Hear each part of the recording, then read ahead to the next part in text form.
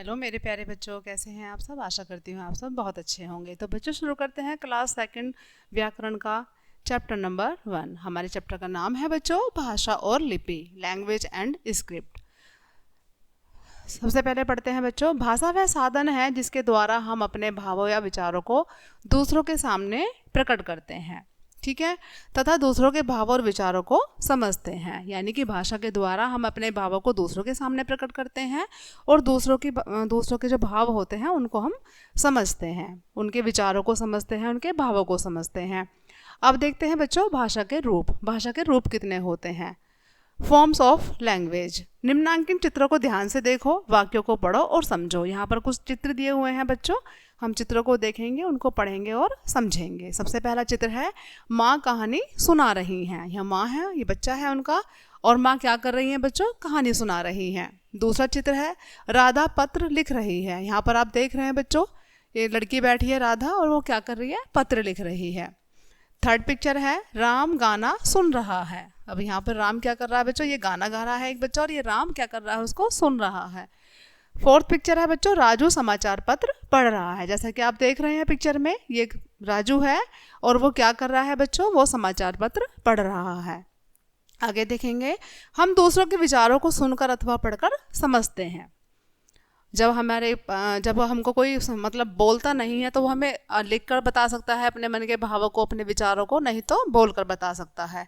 भावों और विचारों को दो प्रकार से प्रकट किया तथा समझा जाता है। कौन कौन से हैं बच्चों वो। सबसे पहले है एक कहकर, बोलकर और सुनकर, ठीक है। सेकंड है लिखकर और पढ़कर। अब ध्यान दीजिए, यहाँ पर विश्व में अनेक भाषाएं प्रचलित हैं। हमारे देश में हिंदी का प्रयोग सबसे अधिक होता है।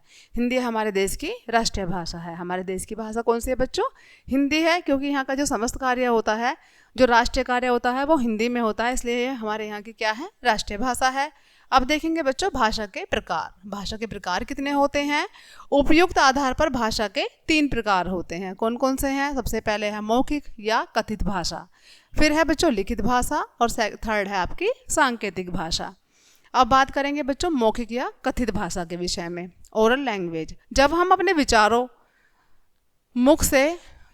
विचार मुख से बोलकर प्रकट करते हैं और कानों से सुनकर ग्रहण करते हैं, तो उसे क्या कहते हैं बच्चों, मौखिक अथवा कथित भाषा कहते हैं। सामने दिए गए चित्र में दोनों बच्चे टेलीफोन पर बातें अथवा भाषा का प्रयोग कर रहे हैं। यहाँ पर आप पिक्चर में देख रहे हैं बच्चों, ये 2 बच्चे हैं, टेलीफोन पर बातें कर रहे हैं और ये अपने मन के भावों को, विचारों को क्या कर रहे हैं बच्चों, ये बोलकर प्रकट कर रहे हैं, ठीक है। लेकिन दूर से कर रहे हैं तो ये क्या है, ये यहाँ पर है बच्चों, ये सांकेतिक भाषा है। फिर है बच्चों सेकंड है लिखित भाषा, रिटन लैंग्वेज। जब हम अपने विचारों को लिखकर प्रकट करते हैं तो उसे लिखित भाषा कहते हैं। सॉरी, यहाँ पर है बच्चों ये गलत लिखा हुआ है। यहाँ पर ये मौखिक भाषा, ये क्या है बच्चों, ये मौखिक या कथित भाषा है, क्योंकि हम यहाँ पर बोलकर प्रकट कर रहे हैं अपने भावों को। ये टेलीफोन पर बातें हो रही हैं, तो ये कौन सी भाषा है, मौखिक या कथित भाषा है। नेक्स्ट करेंगे बात बच्चों लिखित भाषा की, रिटन लैंग्वेज। जब हम अपने विचारों को लिखकर प्रकट करते हैं तो उसे लिखित भाषा कहते हैं। कोई भी बात, जब हम अपनी बात को लिखकर प्रकट करते हैं तो वो कौन सी भाषा हो जाती है, लिखित भाषा। सामने दिए गए चित्र में एक लड़का अपने विचारों को लिखित भाषा में प्रकट कर रहा है। यहाँ पर पिक्चर दी हुई है बच्चों, ये लड़का है और ये क्या कर रहा है, ये लिख रहा है, लिखकर अपने भावों को प्रकट कर रहा है, अपने विचारों को प्रकट कर रहा है। फिर है बच्चों सांकेतिक भाषा, कोड लैंग्वेज। जब हम अपने विचारों को संकेतों के द्वारा प्रकट करते हैं तो उसे क्या कहते हैं बच्चों, सांकेतिक भाषा कहते हैं। क्या कहते हैं, सांकेतिक भाषा कहते हैं। सामने दिए गए चित्र में बालकृष्ण माता यशोदा से चंद्रमा की ओर संकेत कर चंद्रमा दिलाने की बात कर रहे हैं।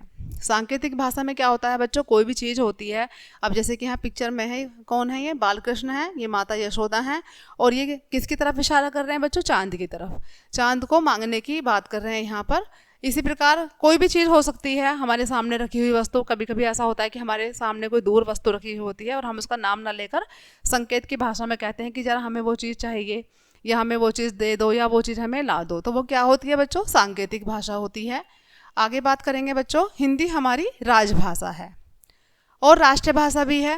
हिंदी हमारी क्या है बच्चों, राजभाषा है और राष्ट्रीय भाषा भी है। हमारे देश के सभी भागों में हिंदी भाषा ही बोली और समझी जाती है। जो हमारे देश के विभिन्न भाग होते हैं मोस्टली वहाँ पर हिंदी ही बोली जाती है और इसी को लोग आसानी से समझ सकते हैं। इस भाषा का जन्म संस्कृत भाषा से हुआ है। जो हिंदी भाषा है बच्चों हमारी, उसका जन्म किससे हुआ है? संस्कृत भाषा से हुआ है। लिपि, बच्चों बोलते समय हमारे मुख से अनेक ध्वनियाँ निकलती हैं। जब हम बोलते हैं तो हमारे मुंह से अनेक ध्वनियाँ निकलती हैं। इन ध्वनियों को लिखने के लिए कुछ चिन्ह होते हैं। ये ध्वनि चिन्ह ही लिपि कहलाते हैं। क्या कहलाते हैं बच्चों? लिपि कहलाते हैं। अब बात करेंगे बच्चों ध्वनि चिन्हों को लिखने की विधि लिपि कहलाती है। जो ध्वनि चिन्हों की जो लिखने की जो विधि होती है उसको क्या कहते हैं? हम लिपि कहते हैं या लिपि कहलाती है। प्रत्येक भाषा की अपनी एक लिपि होती है। सभी भाषाओं की लिपि एक जैसी नहीं होती है। जैसे देखेंगे यहाँ पर हिंदी देवनागरी लिपि में जो हिंदी होती है बच्चों वो देवनागरी लिपि में होती है। अंग्रेजी जो होती है वो रोमन लिपि में होती है। पंजाबी गुरुमुखी लिपि में और उर्दू फारसी लिपि में। बंगाली बांग्ला लिपि में लिखी जाती है। तो देखा आपने यहाँ पर सभी भाषाओं की अपनी अलग अलग लिपि होती है। अब बात करेंगे बच्चों व्याकरण की। इन वाक्यों को पढ़िए और समझिए। यहाँ पर कुछ वाक्य दिए हुए हैं, हम सबसे पहले इनको पढ़ेंगे और फिर समझेंगे। सबसे पहले है बच्चों चित्र एक शिल्पा ने सुंदर बनाया। दूसरा वाक्य है बनाया शिल्पा ने एक सुंदर चित्र।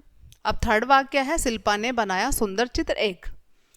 फोर्थ वाक्य है शिल्पा ने एक सुंदर चित्र बनाया। अब 4 वाक्य दिए हुए हैं बच्चों यहाँ पर। क्या आप बता सकते हैं कि इन चारों वाक्यों में कौन सा वाक्य सही है? बता सकते हैं आप कि कौन सा वाक्य सही और कौन सा गलत है? अब सबसे पहला वाक्य था चित्र एक शिल्पा ने सुंदर बनाया। दूसरा वाक्य, तीसरा वाक्य, ये सभी तीनों चित्र ये जो हैं बच्चों ये सारे तीनों गलत हैं। जो फोर्थ वाक्य है इसमें शिल्पा ने एक सुंदर चित्र बनाया, ये बोलने में भी अच्छा लग रहा है और लिखने में भी अच्छा लग रहा है। ठीक है। अच्छा, अब यह भी बताइए कि आपको कैसे पता चला कि पहले 3 वाक्य सही नहीं है, केवल चौथा वाक्य सही है? जिस ज्ञान से आपको यह पता चला कि पहले 3 वाक्य सही नहीं है, केवल चौथा वाक्य सही है, उसी ज्ञान को व्याकरण कहते हैं। ठीक है। इस प्रकार यह कहना उचित होगा कि व्याकरण वह शास्त्र है जो हमें भाषा को शुद्ध बोलना व लिखना सिखाता है। व्याकरण के द्वारा हम क्या करते हैं? अपनी भाषा को शुद्ध लिखना बोलना सीखते हैं व्याकरण के द्वारा। और यहाँ पर जो हमारे ये वाक्य दिए हुए थे व्याकरण के द्वारा हमने समझा कि इनमें से चारों वाक्यों में से कौन सा जो वाक्य है वो सही है या गलत है। ठीक है। संसार की सभी भाषाओं का अपना व्याकरण होता है। व्याकरण का ठीक ठीक ज्ञान होने पर ही हम भाषा का उचित ढंग से प्रयोग कर सकते हैं। ओके। आपको यह भी नहीं भूलना चाहिए कि भाषा का निर्माण पहले होता है, उसके बाद उसका व्याकरण बनता है। सबसे पहले भाषा बनती है और उसके बाद क्या बनता है बच्चों? उसका व्याकरण बनता है। ठीक है बच्चों। तो आज के चैप्टर में इतना ही। मिलते हैं नेक्स्ट चैप्टर में बच्चों। आई होप कि सभी को समझ आएगा। तब मिलते हैं नेक्स्ट चैप्टर में बच्चों। तब तक के लिए बाय बाय।